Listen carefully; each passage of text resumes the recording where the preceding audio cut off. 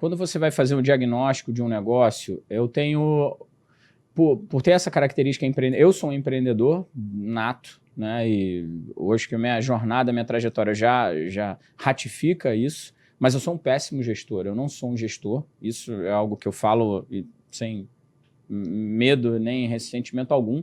Eu acho que são características muito diferentes, né? Você empreender é diferente de você gerir. Eu digo que o empreendedor é o cara que ele tem uma capacidade muito grande de gerar caixa, mas ele é péssimo para dar lucro. Às vezes ele não é um bom cara para dar lucro, porque ele gera caixa, é uma máquina de produzir caixa. Não é uma máquina de produzir resultado, porque ele não parametriza muito bem, ele não faz uma avaliação muito boa de onde está vindo, qual o custo de captação, o custo de aquisição do cliente. Tem muitas métricas que vocês executivos usam para tornar esse negócio lucrativo. Muitas vezes é mascarado esse sucesso do negócio pelo um poder absurdo que o founder, que o empreendedor tem de gerar caixa. O cara é uma máquina de gerar caixa, só que é como se você tivesse com um motor, né, com uma locomotiva arrastando um peso muito grande.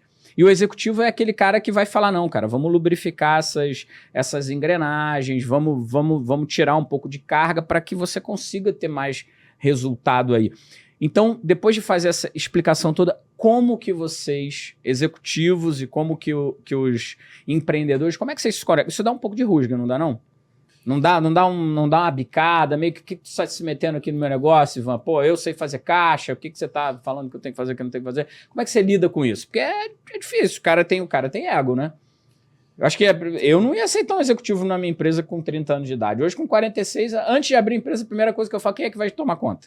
Eu tive uma ideia, eu preciso de alguém que vai tomar conta da minha ideia, porque senão eu sei que não vai acontecer. Agora, com 30 anos, chegar alguém lá de terno e gravata para falar o que eu vou fazer, eu ia ficar bravo. Como é que lida com isso aí? Como é que a gente vai conectar gestão com empreendedorismo e, na prática, isso existe ou é só uma visão minha? Só eu mesmo que sou um cara que era um adolescente, um jovem empreendedor, mais, digamos assim, mais chato, mais sei lá, o que era. Não, Valentim, existe muito. E parte do desafio se dá pela negociação, mas também pela conexão com o cliente, com o empresário, entendendo o que ele precisa. Tive uma conversa com uma cliente em que justamente ela trazia experiências anteriores com consultores que foram mal sucedidas. Por quê? Ela mal acabava de falar e o cara já trazia a solução pronta. Ela mal colocava sobre a mesa qual era a necessidade, o problema, e o cara já direcionava ela por um caminho que ela nem entendia qual que era.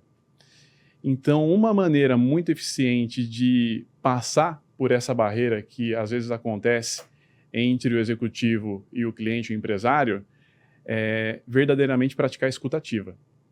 Para quê? Para poder oferecer para ele aquilo que ele precisa.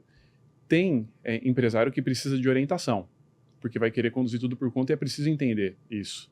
Tem outros que não. Ivan, eu entendi tudo que você me disse, mas assim, eu preciso que alguém realmente venha aqui e resolva esse problema por mim. Então, esse primeiro olhar, esse entendimento e o despertar da consciência para aquilo que o empresário precisa, mas também, do ponto de vista do executivo, poder oferecer aquilo que vai se conectar com ele, é a chave para quebrar essa barreira e começar a desenvolver o trabalho bastante produtivo. Agora, uma questão. Quem está pensando...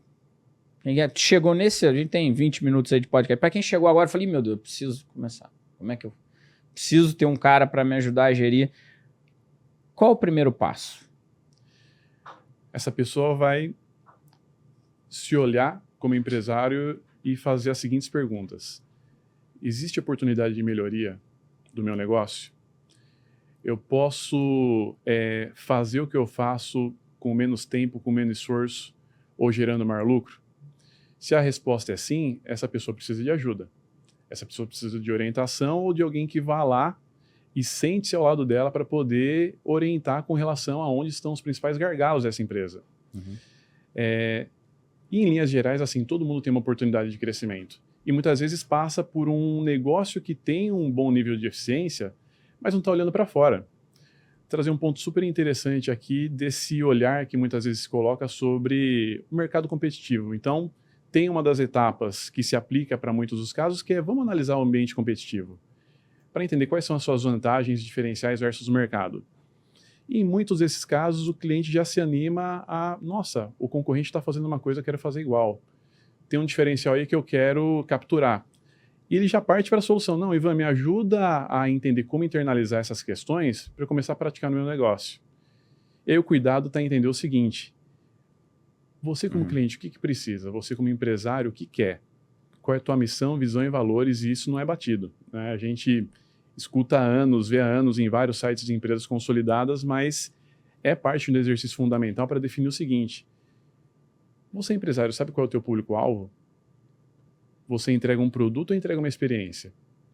Olhar para o cenário competitivo ajuda ele a entender o contexto, mas não no sentido de copiar. Benchmarking, né, que é essa prática que a gente coloca para entender qual é o cenário competitivo. Explica o benchmark aí para o pessoal. O que é o benchmark? Benchmarking é o exercício de avaliar o cenário competitivo, ou seja, com quem que eu estou concorrendo.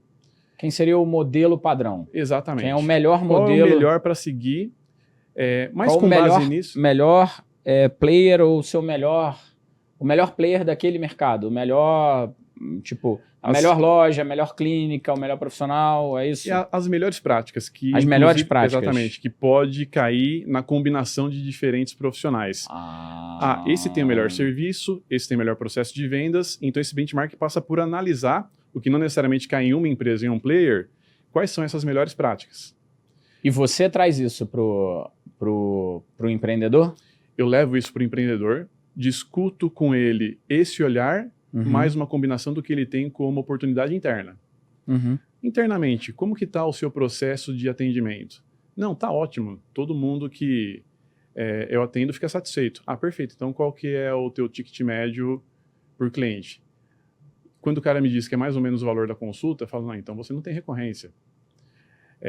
Você sabe quantas pessoas passam pela sua secretária, pela sua recepcionista e deixam de entrar na sua sala?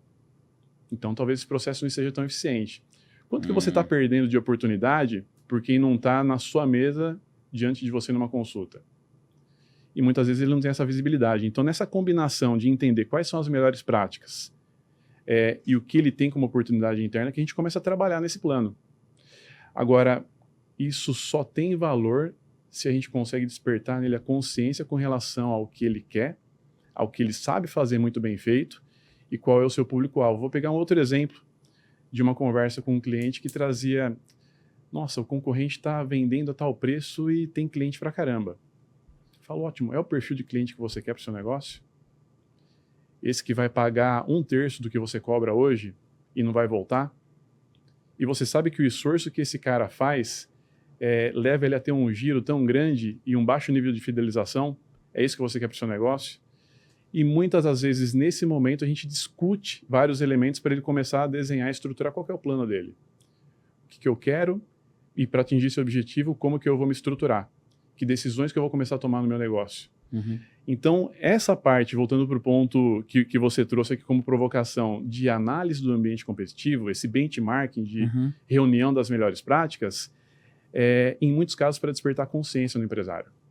Abrir o olhar dele para as possibilidades e ajudar a tomar as melhores decisões.